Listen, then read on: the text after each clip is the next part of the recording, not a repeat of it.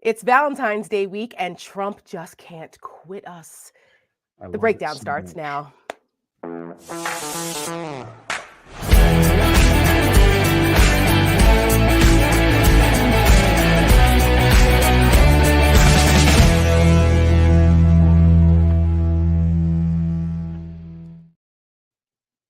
Good evening. I'm Tara Setmayer. This is the Rick Wilson, and we are back for our weekly edition of The Breakdown.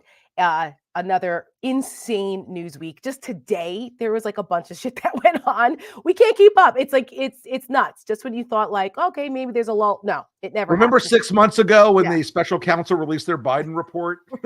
Right. It feels like what do we always say? A week is an eternity in politics, and every week that is proven true, particularly in the era of Trump, because it's just always something insane and more insane happening one after the other. So we're going to talk about some of those things tonight, because a couple things have happened since the last time we were all together. We have an impeached DHS secretary. We've got the Dems winning the Santos seat back in New York. We've got Trump threatening our NATO allies and telling Russia to do whatever the hell it wants. That's great. Trump's back in court. We've got Fani Willis on the stand. Didn't go so great. Haley striking back. I mean, there's a lot. Trump attacked Lincoln Project. And Trump threatening the Lincoln Project. Threatened us. Just, a couple things. We got an FBI informant being charged with lying in the Hunter Biden case. I mean, where should we start, Rick? Where should we start? I think let's start with Donnie, because he just can't quit us. Okay, sure. Because this isn't the first or the second or even the 10th time he's tweeted or commented about the Lincoln Project in the last few years. But as always, we get in Trump's head. And, there are people in the political process, Tara, who have never understood the value of what we do in that particular. That's only one thing that we do, folks. We're a big iceberg. Like you see the viral ads up above the waterline. There's all kinds of clever and crafty and wicked stuff going on below the waterline to screw with Trump. But the stuff that gets in his head and where he stays up at 2 a.m, like a ball of like Adderall, suet, Jello quivering with rage. An unhinged manic lunatic. Absolutely flipping hinged. Those are moments that really remind you, like what we do. We think is, it's a hard job. We think it's an important thing for us to do. It's not the easiest job in the world, but when you see how you can get to Trump and see how you can push his buttons and make him unstable in a presidential campaign, it pays off. And it does. And it really is. And I think what got him on this one was that we had flipped an issue that he thought he owned completely. And he does not like being called Don Coyote. No. And he does not like being told the truth about the fact that he's the one who's causing the immigration crisis that he wants to run on. Yes, and we're not talking about like Wile E. Coyote. We're talking not Yippee-ki-yay Coyote. No, we're talking about coyotes like the people who human traffic and smuggle illegal immigrants across the border. And drug smugglers. And these people are obviously a problem. This is a border security issue. And the Republicans have owned this issue for years. They've used it. They have, every time there's an election, it's the centerpiece. It's a huge centerpiece of a lot of their political arguments, because they don't have anything else. So they're not interested in actually solving the problem. We've said this before, and I've said it repeatedly. I worked on the immigration issue and border security when I worked at Capitol Hill for many years. I'm very familiar with what works and what doesn't. And I can tell you that the way this issue has been politicized, it's unfair to everyone. It's unfair to the people trying to come here. It's unfair, risking their lives to come here for a better life. I get it. It's unfair to the Border Patrol agents, the brave men and women who put their lives on the line every day to deal with this problem. It's unfair to business owners and communities that have to pay for this. And it's unfair all the way around. But Republicans do not want to fix it because they like to use it as a cudgel. It is a wedge issue. Right. And, the crime and this and terrorists and blah, blah, blah, because they had a chance to fix it last week with a bipartisan deal that was hammered out in the Senate. The Republicans in the House said dead on arrival. Why? Because Donald Trump told them, no, you're not doing this because I need to run on the issue not being fixed. Blame me. So Lincoln Project said, okay, we will blame you. We will. And we put out this ad. This is what drove Trump crazy because, of course, we ran it down at Mar-a-Lago on Monday. It was running before that, but we specifically targeted Mar-a-Lago where we knew he'd be up eating cheeseburgers at night watching Fox News. And this is the ad that caused him to threaten us. And we will do the dramatic reading after the ad. Yes, you'll get the dramatic reading. Joe Biden is ready to protect America's southern border, crack down on illegal crossings, set tough but fair new standards, build up Border Patrol, adding thousands of new agents, stop the flow of fentanyl, child sex traffickers, and even terrorists. There's only one problem. Donald Trump.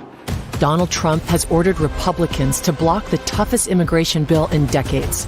For all their tough talk, their solution is to do nothing, because Donald Trump needs chaos to win. He'd rather weaponize this issue than actually solve it. If he wins, he'll do nothing. Just like last time. His wall, a joke. Donald Trump doesn't care if your family's safety or the lives of law enforcement officers are in the balance.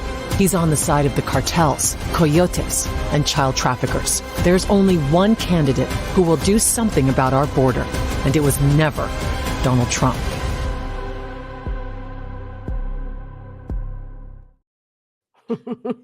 You know, Tara, a couple weeks ago, I wrote an article, and it kind of was while I was fiddling with this script, I wrote this article called Flip the Immigration Script. And for years, as you point out, Republicans were the strong side of the argument. They were the tough ones. They were the ones who were going to control the physical aspects of the border. They were going to be the ones who were the people that were going to back the Border Patrol and Customs and ICE and DHS. What we've seen now is that the resources all of those people need to protect the border were in this bill. Yes. This bill was everything on the Republican wish list forever. Toughest the Democrats were not happy with this bill. They took out all the stuff about Dreamers and all these other things out of the bill because they said, okay, if we're going to be serious about this, this is our opening bid. Here we go. And what did the Republicans do? Led by Donald Trump, they said, no, we'd rather the thing we described as the worst crisis in the world. We've got to act immediately right now.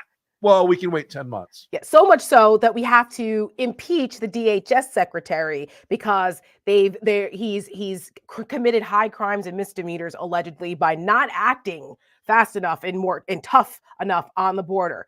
Well, okay, we all know that's bullshit, by the way. Last week they tried to do this and it failed, but this week they were able to do it by one vote because there were a bunch of absences. There was a snowstorm in the Northeast. There was a lot of shenanigans going on. So they were able to, they brought the vote back again and it passed by one vote. It's dead on arrival. Yeah, and it's going to go into the Senate, as you and I both know. Yeah, it's dead. And it is going to die an ignominious death. Yes. They've got, and Mike Johnson, in what can only be interpreted as both a recognition of how doomed the stupid impeachment is and how trapped he is in crazy land. He's sending Marjorie Taylor Greene to lead the prosecution of Mayorkas in the Senate. I just cannot. The fact that she would even get this, she's like a human turd in a punch bowl. Oh, there's no there. She's such trash. But yeah, and this is the first time since like 1876 or something crazy that a cabinet secretary has been impeached. I mean, it's so asinine and they're so unserious. But yet, this is what they're focusing on. Or a crisis of their own making at this point that they don't want to solve. So what happened? Donald Trump on Monday night, he sees this and he goes, oh, these damn Lincoln Project people. And he puts this Truth Social out. Rick, let the dramatic reading commence. The perverts at the failed Lincoln Project, who I was told were left-leaning rhinos that had lost their way and almost all of their financial support, just did an ad showing grassy, calm, and peaceful southern border, not an illegal migrant in sight, explaining what a great job crooked Joe Biden did in dealing with what has become one of the many Biden-inspired, country-threatening problems facing the United States today. Jesus, that's a run-on, Donald. Good God. They didn't happen to mention anything about the 18 million illegal aliens that have invaded our country, many from prisons and mental institutions, by the end of the failed Biden administration. Nor did they talk about the drugs pouring into the USA in amounts so large that no one just 3 years ago would have thought it possible. Watch what happens to these failed Lincoln Project screwballs. Okay, Donald, what's going to happen? Yeah. Of course, I made a video the next day that got as much traffic on my response to Donald as he got on this thing. It was he posted great on his dollar store social media platform. It was great. You were like in the airport on your way out I to was, go I do was stuff. at a thing in DC, Yeah. and I saw the news breaking, and I was like, well, I just think I'll say a word or two. You said about more than a thing word or two, Mr. Wilson, and it was glorious. I'm here for it. But yeah, Trump now was graduated to threatening us. Yeah, I mean, and here's the thing, folks. A lot of you may or may not know this story, but during the January 6th hearings, we were made aware. No, we had not known this before that. We were made aware that at the end of 2020, after the election was over, Donald Trump sent Mark Meadows to go to Bill Barr with opposition research packages to get us. Well, look, I'm no fan of Bill Barr, Tara, as you know. Right. But when even Bill Barr is like, nope. Yeah.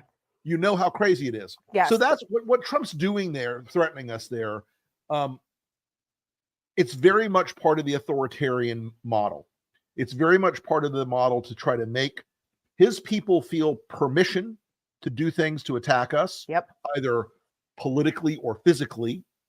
And it's a warning about the fact that these guys will use the power of the federal government to go after the people that they fear and hate the most. That's correct. Here we are. Well, and love the fact that Donald can't get us out of his head. Don't love the fact as much that they're going to turn the power of the federal government on us if he wins. I think that's a point that is lost on a lot of people still, because it gets caught up in all of the other drama and like everything concerning Trump, that I don't know that the American people fully appreciate what Trump is telling us he's going to do. And not only Trump, but his surrogates and his minions and his D-list group of crazies that are authoritarian wannabes here that like the idea that they're going to pull levers and control and have retribution against their enemies. You know, all these like losers in high school that couldn't get a date that now are like, oh, wait till I'm in, when Stephen Miller is DHS When I go to Wilson's house, I'll bring my waifu pillow so she can be proud of me. Yeah, it's just these people are really scary. And I just don't know that the Biden campaign or Democrats have yet to really make this case, but we are narrative setting this every single time that we have the opportunity to show people what Donald Trump is actually saying, because it's the media instead they fixate on, Biden stuttering. Meanwhile, Trump is out here telling us that he's going to use the powers of the federal government to go after his enemies. Like that's the whole reason why he wants to be president again. Right. I am your retribution. What the hell do people think that means? I mean, like he means it. So do you want to stop it? Yeah, we can stop it. How do we stop it? It's up to me and you, the voters. And we put out a video to remind folks of Trump, his dictator aspirations, and who it's up to stop him. Check it out. He's above the law. He's too powerful. Nothing can stop him. The courts and the media have given up. We're too divided to beat him. We will never give up. We will never concede. It doesn't happen. You don't concede when there's theft involved. That's the same story from every country that slipped into dictatorship. But that's not America. There is a powerful force that can stop Trump. Democracy is who we are. It's you. It's your vote and your voice. This is one of those defining moments in American history. Each of those who vote will be remembered. So let's love good. Let's get back to work. This year, it's America or Trump. And America is counting on you.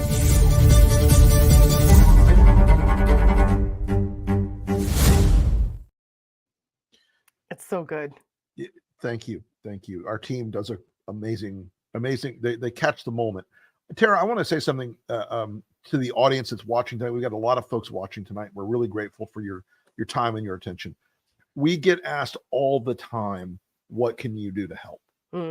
And yes, folks, we appreciate and put to work everything that folks contribute to this organization at lincolnproject.us/donate. If you want to contribute That is amazing, and we are deeply grateful. The other thing that helps us in this modern era more than anything else, in a weird way, to allow us to get the message out to more people is share the content.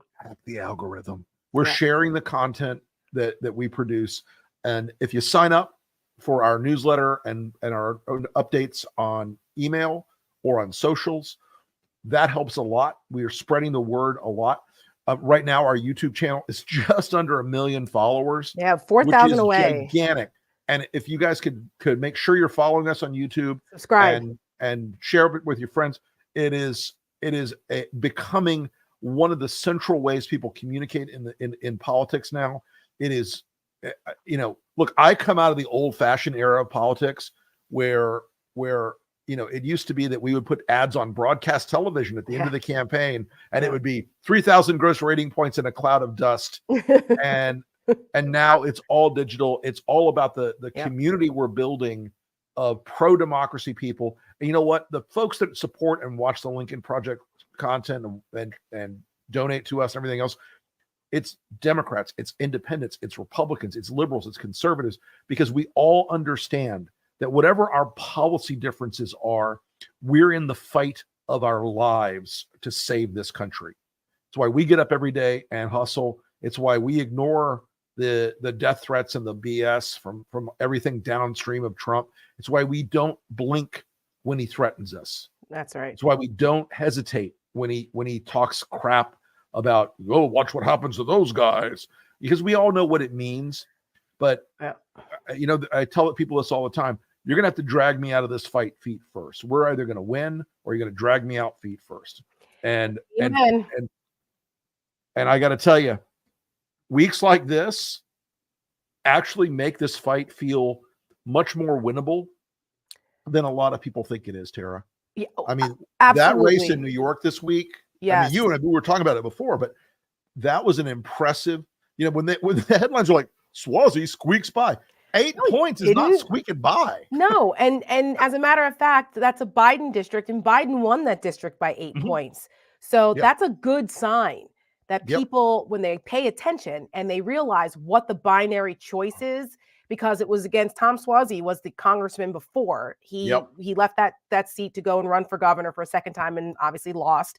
And then freaking Santos swooped in there. And we saw what happened there. And then Republicans thought, oh, okay, we're getting these suburban New York districts back.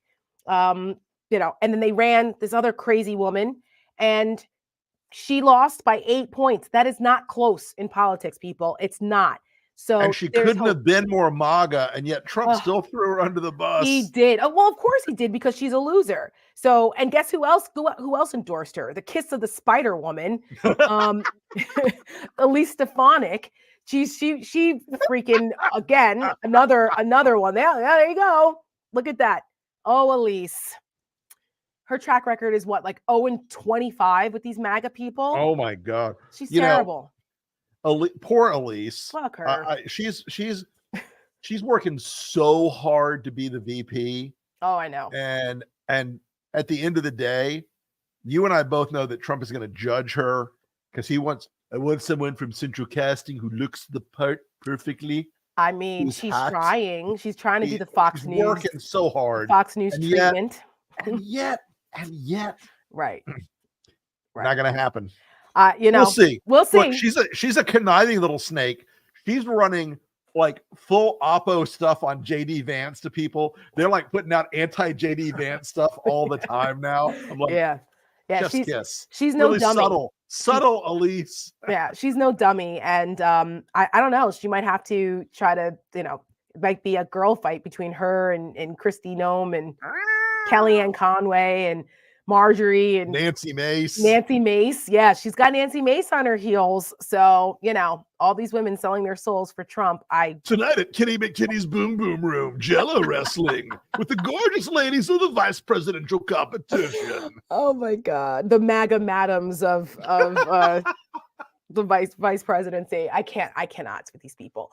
But speaking of that, so that was the same night, by the way, that the stupid idiots in the Congress, the Republicans, impeached Mayorkas. So, Right. while they're acting like ass clowns, Democrats are winning elections. So there's that. So there is reason to be hopeful, people. There is.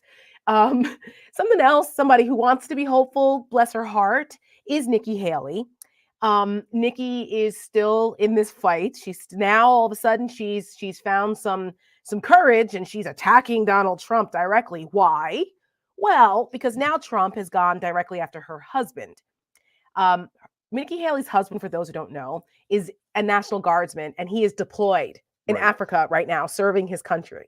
And we all know how Donald Trump feels about members of the military, because he himself was too much of a coward to serve, Mr. Captain Bone Spurs. So he's been attacking the victor of the Battle of the Disco at Turtle Bay, 1974. Correct. The master of the conqueror of the venereal diseases, conquester of the venereal diseases. There we go. Because didn't he say it was his own personal conquest not to get a venereal disease? He's got the distinguished service medal for multiple treatments of drug-resistant STDs or whatever it is. I mean, anyway, the fact that he compared himself, that he said that it was his personal Vietnam. Yes. In the same period of time, he was saying that John McCain wasn't a war hero. Correct. I will never forget that. What the fuck is that about? That should have been it for him. I mean, there were so many moments where that should have been it for him in the 2016 campaign. But when he did that, I was like, there's no way Republicans are all about the flag and military and, honor and all this, allegedly. No, that all went out the window. I cannot, but I wonder if it had been somebody else, not John McCain, who, despite him being a war hero and an honorable guy serving our country and POW and surviving all of that, he was not well liked by the grassroots. He was considered a squish. No, they did not care for him at all. They didn't care for him. And so that negative partisanship about him being a rhino was overpowered the sense of patriotism and duty and honor for him as a recognizing that as a senator and a hero. So that's why Trump was able to get away with it with McCain. I don't know if he would have been able to get away with it if it had been a MAGA guy, what people would have considered a MAGA guy if he had gone after them, because the grassroots wouldn't have put up with it. Perhaps, possibly, I don't know, but that's my theory. Anyway, he went after Nikki Haley's husband. It's like a lot of counterfactuals in that. That's true. I mean, who knows? We don't know, but what made it easier for the grassroots and the base to accept Trump going after McCain was because he wasn't well liked by them. He was considered a rhino, which not excusing it, but explaining it. So he goes after Haley's husband. Where's Haley's husband? Like trying to imply that he left her or she can't keep a man or some bullshit. And meanwhile, he's honorably serving his country overseas. So that has pissed her off. And she went after him, and she's been calling him names a little bit more, things that we've all been saying for years now, but all of a sudden she's realizing this. Okay, good luck with that. But she's still losing by 32 points, I believe, by the latest poll coming out of South Carolina. 32 points. The primary's on the 24th. None of this surprises anybody who listens to the Lincoln Project, because, folks, we have told you, and the shit I got in November of 21, I remember when I said Donald Trump will be the Republican nominee in 2024. Oh, how dare you, sir? You said it on Bill Maher. I did. And these people just will not listen to reason, and yet here we are. And listen, I know everyone is rooting for Haley to give Trump the business and make him weak, and fine. We don't care if she let her do that, let her annoy him so he makes mistakes and we can highlight that, fine. But we are under no illusion that she is going to overtake Donald Trump and become the Republican nominee. It's not happening. And I guarantee you that despite all of this, she will endorse him when she drops out of the race. She will at some point, maybe not that day, like as fast as freaking DeSantis did, but she will endorse him just like Ted Cruz and Rubio and all the rest of them who he insulted like that. So I'm sorry. She's not going to. No, none of this, folks, none of this should come as a surprise. No, none of it. But what should come as a surprise, but actually not really, is Trump is still out here shilling for Russia and Putin. Back in his on Saturday, way back then, almost feels like a month ago, he was at his rally in South Carolina. I believe it was South Carolina, right? Yep. He tells the rally goers that, look, if NATO doesn't pay their fair share, if they don't pay, he's on this shit about NATO not paying, which we all know is a fallacy. He's going to encourage Russia to do whatever the hell they want. You don't believe me? Listen to Trump himself. If we don't pay and we're attacked by Russia, will you protect us? I said, you didn't pay? You're delinquent? He said, yes, let's say that happened. No, I would not protect you. In fact, I would encourage them to do whatever the hell they want. You got to pay. Rick Wilson, you worked in the Pentagon during Bush 2. I mean, Look, Bush 1. I was there Bush I was there, Tara, when the wall came down. I was there when we helped Russia disarm itself from 38,000 nuclear weapons. Many of which were in Ukraine. The idea, and I was the part of the very last tail end, last generation of young Cold Warrior types. And I wake up every day in a state of absolute horror. Yes. Like I'm expecting Reagan to rise out of the grave and come and smite him. I know.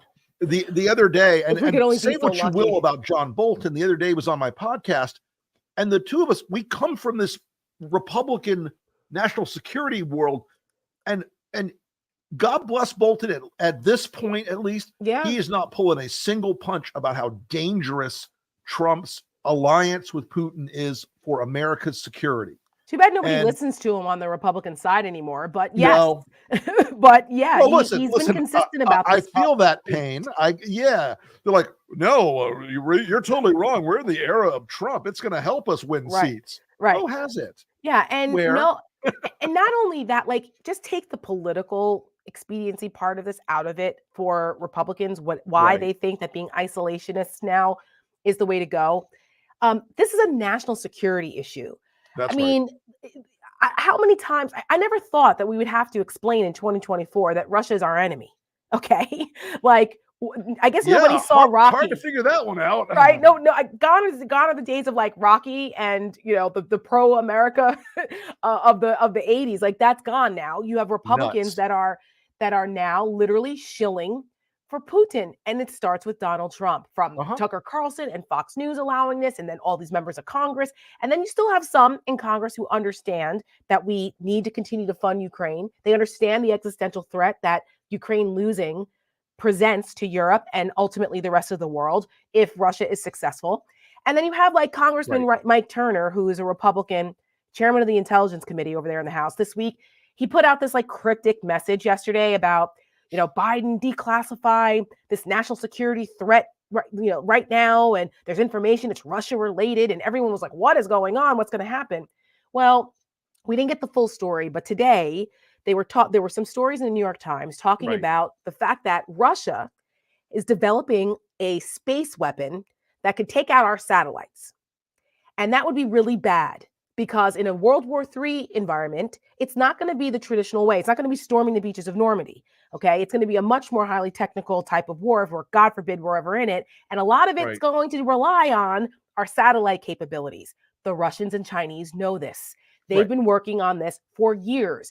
Unfortunately, for whatever reason, the United States is a bit behind the curve on this. And we do not have, as of right now, according to the New York Times, we do not have a defense against this type of weapon if Russia ever launches it and activates it against protecting our satellites. This is bad. Say this a little. Let me say this about this whole thing, Tara, because this is an area in which I have some reasonable expertise. Mm-hmm.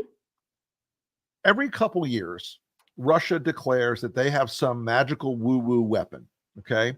Whether it's this torpedo that can run around the ocean for 6 weeks at 200 knots, or it's an EMP satellite killer nuclear space laser, or the magical fighter plane that exceeds all the things. The reality of Russia is this: they talk a huge amount of shit. Mm-hmm. We may not have a way to counter a Russian EMP in orbit, but they will do more damage to themselves than to us. We will figure it out faster. There's no world in which the underfunded, barely keeping the lights on Ukrainians have destroyed 12,000 Russian vehicles and over 700 Russian fighter aircraft, basically with stone knives and bear skins and sticks. This will not be a fair fight. Russia is, they play this a lot. I'm sure they fed this into the system. The Republicans were like, oh my God, can we change the subject? Because tomorrow we knew that yesterday they knew that today Trump was going to almost certainly get some very, very bad news. Right. And he did. That's right. And not only that, they also wanted to downplay Trump's comments about NATO, because that knocked the Biden's too old and should resign narrative right off the front pages. And everybody, thank God, in the mainstream media was like, holy shit, this is not okay. What are we talking about here? And that was a multiple day story because it happened on Saturday, multiple day story. And then you have this, because when I saw it yesterday, I was skeptical of the timing. Because I said, and I even said, because my mom was like, I got this breaking news. What is this national security threat? Blah, blah, blah. I said, no. I said, listen, you have to take this with a grain of salt, where it came from, the timing of this. If we were literally in like an imminent national security threat, President Biden wouldn't be posting love messages to Dr. Jill Biden on Valentine's Day. There would be a completely different situation room last night. Correct. So to your point about the Russians, that is true. They are paper tigers with a lot of things. My actual concern is really more about China because of what they've been doing and Russia and China working together. Sure. That threat still exists really. And people, I think, have underestimated it because Russia's kind of been in the forefront, but China is also a huge problem. They're a lot more technically advanced than Russia is because they basically have been spending all of the money we've been sending them through our commerce since permanent normal trade relations in 2000 to build up their military against us. And asymmetrical warfare is their specialty. So from both angles, the fact that we don't have this protection yet, maybe we do, but we need to get on it. So I would just advise people not to panic because it's not going to happen tomorrow. It's not going to happen tomorrow. And obviously, as I said yesterday, if this is a true program and we assess it as a threat, then we need to build the Ruth Bader Ginsburg Space Laser Station, right? To both protect us from Russia and trigger the MAGAs. Well, the good news is that that yesterday the Defense Department actually did launch a test satellite thing. They're in development of this type of defense system. They use a SpaceX rocket to do it. So because Elon Musk runs SpaceX, this is where the whole Elon Musk thing complicates things too, because we're reliant on Elon Musk and SpaceX to launch our stuff up there. So it's all complicated, but at least the Pentagon is working on it. They're working on it. They have a couple of different things they're working on up there. I do encourage the Biden administration to occasionally play a little more hardball with Elon, who depends on federal subsidies to exist in all these things. It's a give and take. But I will say this, we had back in the day, well before all this other stuff, we tested a thing in the 80s, 86 or 85, somewhere in there, called the ASM 135. It was strapped to the bottom of an F-16 or F-15. F-15 would do a fast sprint, do a pop-up, launch the missile into space, and it could go hunt a satellite. Now, as far as I'm aware, we stopped building those, but that's none of my business anymore. No, but I guarantee you that if Donald Trump is back in office, they won't need it. Putin. Well, listen, he's gonna pay to send Air Force One to take Vladimir Putin to Kyiv to declare himself the dictator. Right, that's right. Or just invite. I mean, people forget that Trump actually wanted to set up a joint cybersecurity task force with Russia. Do you remember that? I had forgotten about that. Oh my God. I mean, God knows what they would have a joint cooperative agreement with Russia or China. Well, he doesn't like China, right? He doesn't like China, but he likes Russia. China. God knows. So, folks, elections have consequences. It's not just domestic. Trump actually would have more power in the foreign policy space because the president has more unilateral powers there than he does even domestic policy. Correct. People forget this. So it matters. The point is that this matters. And Trump, a lot of folks don't understand why we are in NATO and why it's so important that we stay and protect them, and why Article 5, which is if they attack one, they attack us all, why that matters. But this is why it matters. because NATO was created to keep Russia at bay so that they don't do more of what they're doing in Ukraine and expand it into Europe and create World War III again, for God's sakes, people. And there's been a treaty since 1967 that Russia agreed to not develop nuclear weapons in space, right? Right. But Russia doesn't like to keep their word with treaties, so they could break it at any time. They don't care. So that's why it's important we have someone in the Oval Office that understands this, not someone who wants to have a bromance with Putin. Fair enough? I don't Fair know enough. too much to ask. Do you? You know what? Here's the thing.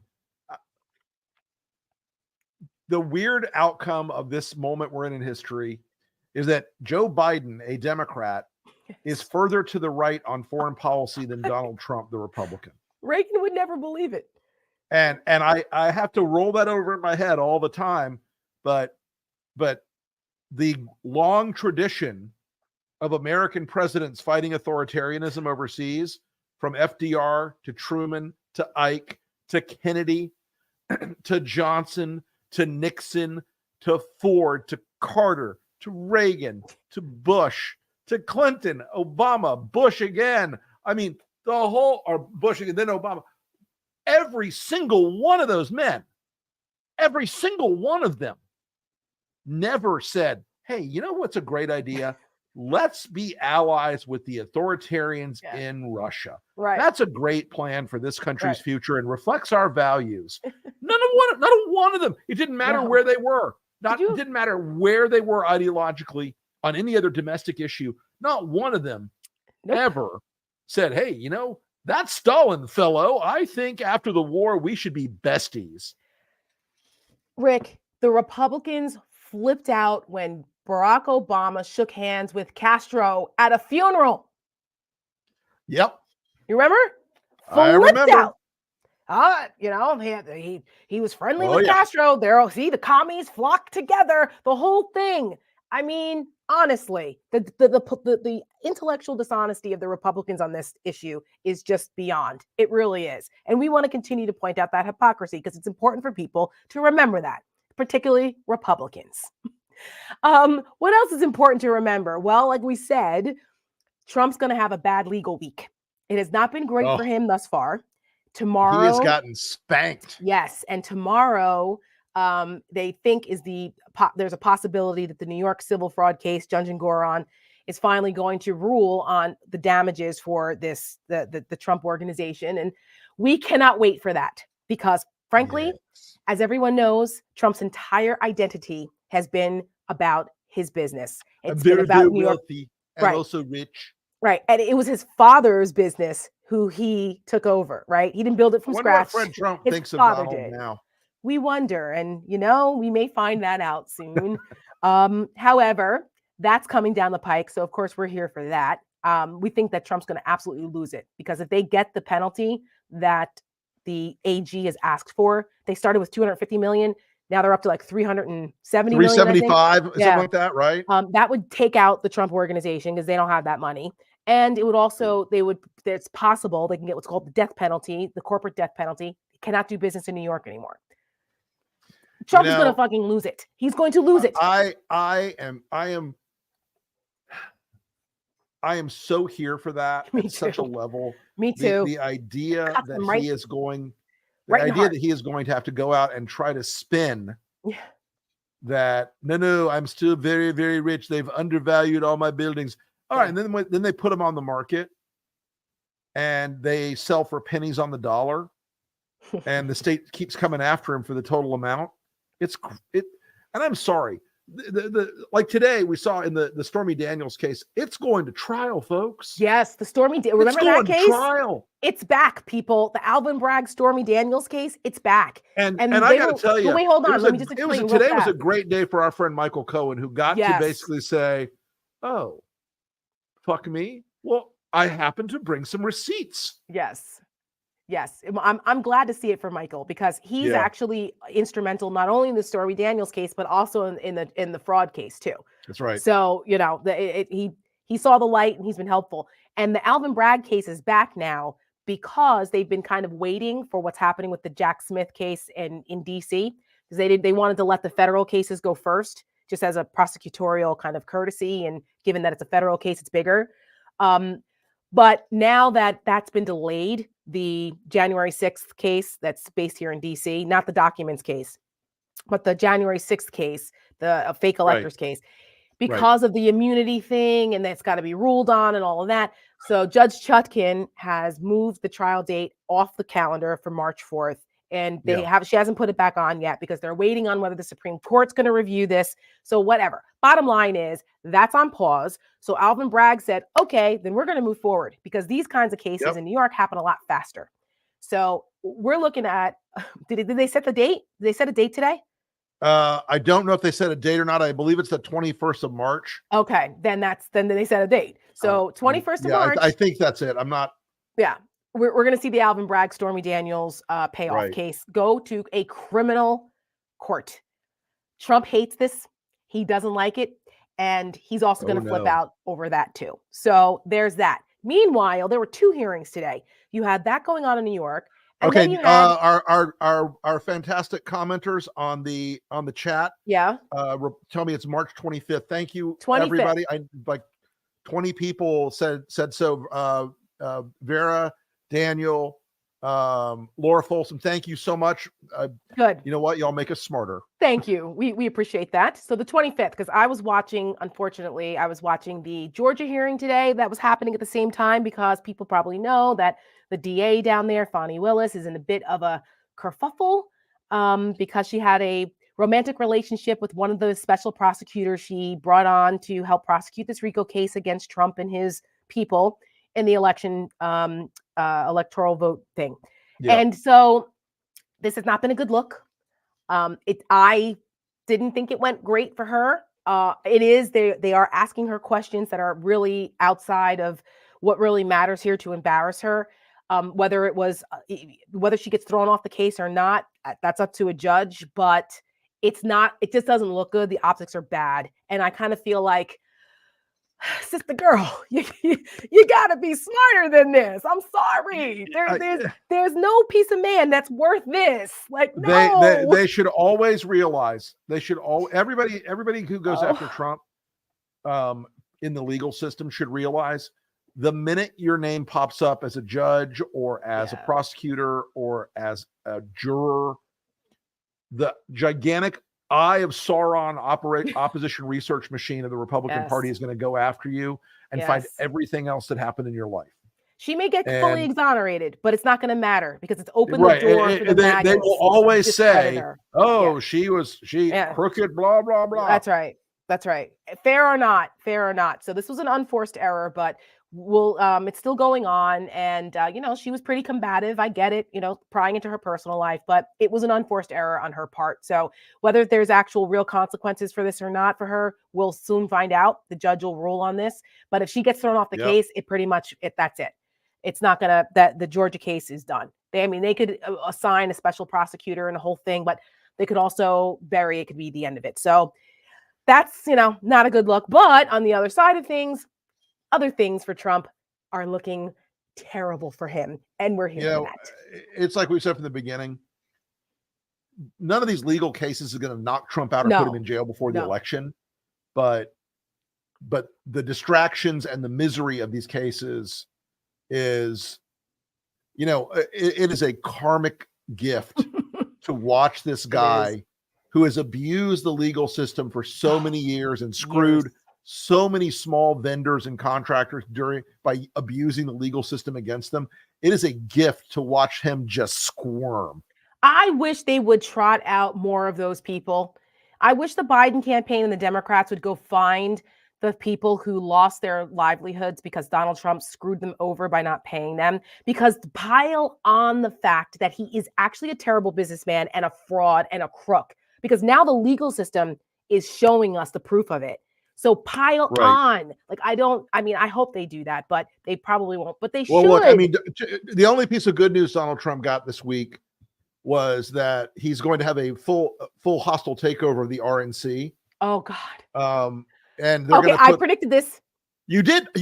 I predicted this. I'm going to post the clip. I was on with Chris Jansing last week, and I said, oh, okay, this whole thing with the RNC, they're going to throw out Ronna, and they're going to put in the election denier guy from North Carolina and make Lara and Trump Laura Trump his co-chair. Did I not say this? I'm going to pull the clip. And guess what? Guess what's going to happen? Yep. And here's the thing, folks. You know, we've got the second episode of Dune coming out soon. And the phrase in Dune is the spice must flow. Yes. In the Trump world, it's the grift must flow. Indeed. If you don't think Laura's there to funnel money into the Trump family crime enterprise, of course. I have a bridge in Brooklyn to sell you. Oh my God, it's going to be a mess. And of course, we are going to point it out as it's going on. And the idea that Lara Trump is going to be the co-chair of the RNC is just really, I think, the exclamation point on the death of the RNC. This is the RNC that Lee Atwater and like Titans. I mean, he was a fucker, but he was a titan of Republican politics. Well, I mean, but he was very good at what he did. Okay. Listen, Laura Trump is not qualified to run the roller meat machine at a 7-Eleven on the night shift. Okay. She's not qualified to do anything of the sort. Of running a national political organization. No, she's not. But maybe she's got a career in pop music. I don't know. Have you heard her say? I heard.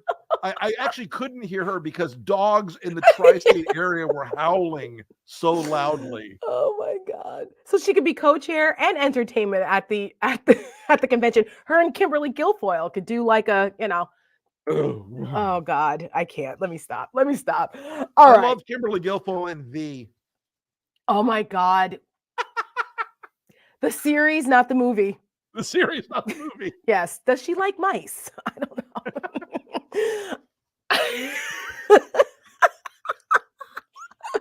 Oh my God! Punchy here. I know. I think we've worn out our welcome this week. Everybody, this is one of the biggest nights we've had in a while. Thank you all so much. Yes. What fun. Yes, it's been next great. Time, let's make sure we do some Q&A next time. We will. There was just so much news tonight that we didn't get a chance to do it. This week was insane levels of news. Insane. But you know what? Next week's show, we're going to have the authors of this new book coming out. It's called White Rural Rage. Which is a perfect timing because it'll be after, right before, the South Carolina primary, which is a perfect microcosm of that. But I've read the book, a lot of it, not all of it, but I've been reading it. And it's really interesting. And it really gives good insight into these rural voters, what motivates them and why, even though a lot of what they're voting for in Trump is actually voting against their own interests. So make sure you guys tune in next week. We're going to have a conversation. Yes, and we're going to have a conversation with the authors of White Rural Rage. It comes out on Tuesday. So we're excited that we're one of the first. You know what we ought to do one night? We ought to just do an all Q&A show. Yeah, we could do that. We could do that one night. That'd be fun. That would be a good, especially because I wish I could. The chat tonight has been in fuego. Well, I'm glad. I can't see the chat because somebody has to keep the train on the track. Yeah, I know, because I don't have adult supervision. You're the grown up here. I mean, I have a hat that says adult-ish, so I'm the adult-ish of this group here. But yes, and so when you guys put in the chat, our internal chat, that the numbers, I was like, this is fantastic. Keep it up, guys. We appreciate this. Make sure you like and subscribe so you get notified every time we do this. Like and subscribe, and tell your friends. Rick, what's on your podcast this week? So we had John Bolton earlier this week. And the next one, you know what? I never can remember. Oh my God, you were the worst. I know, I'm terrible. We're going to give you a list of who's coming on your podcast. Well, again, like I always say, it doesn't really matter because you're on it and you always bring it. So check out Rick's podcast and like and subscribe to that too.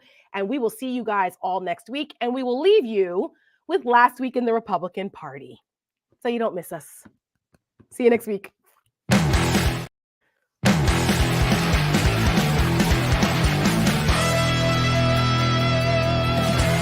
How good did Elise Stefanik do? The San Francisco 49ers, America's team. There's a couple of members of my family that do not support my run for president. Moscow, where I'd never been, the biggest city in Europe, 13 million people. And it is so much nicer than any city in my country. I love President Trump. In my estimation, as far as the performance, as far as what he did, I think he is the most godly president in my lifetime. They drop us like a dog, like a female drops a male after a date because he doesn't like her. Well, I hurt members of my family every night on Jesse Watters' Primetime. What happened to her husband?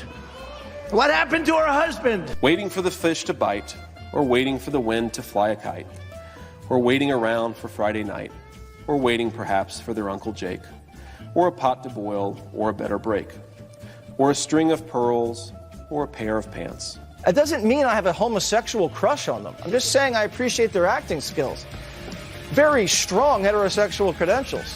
You want that guy that he's got his finger on the button.